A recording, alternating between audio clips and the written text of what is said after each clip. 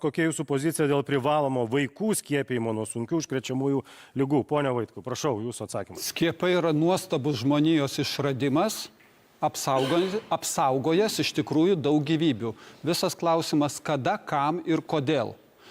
Tai aš priminsiu vieną elementarią situaciją. Lietuvos valdžia ir buvusi, ir dabartinė kategoriškai atsisakė kompensuoti galimą žalą, jeigu jinai įvyktų skiepų atveju.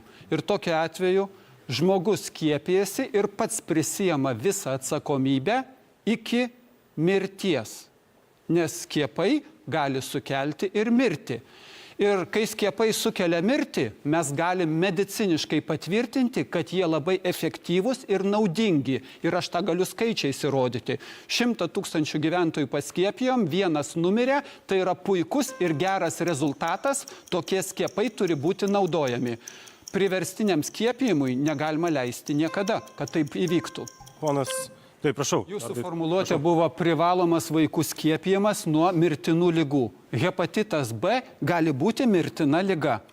Ir ką mes dabar darome privalomo skiepijimosi požiūriu? Pirmą gyvenimo dieną mes jį paskiepijam, nors tas vaikutis susikrėsti šitą ligą galės po 18 metų, po 15 metų. O mes jį skiepijam pirmą gyvenimo dieną. Kodėl? Todėl, kad būtų galima nustatyti, ar jį reikia skiepyti ar ne. Bet tada visoje Lietuvoje 5-6 vaikus reiktų paskiepyti, o dabar skiepijam 25 000. Štai jums ir atsakymas, ar reikia privaloma tvarka skiepyti. Jūs paminėjote apie gąsdinimą rizikomis. Aš jums pacituosiu Niujorke motinos išsireiškimą. Aš nenusižudysiu.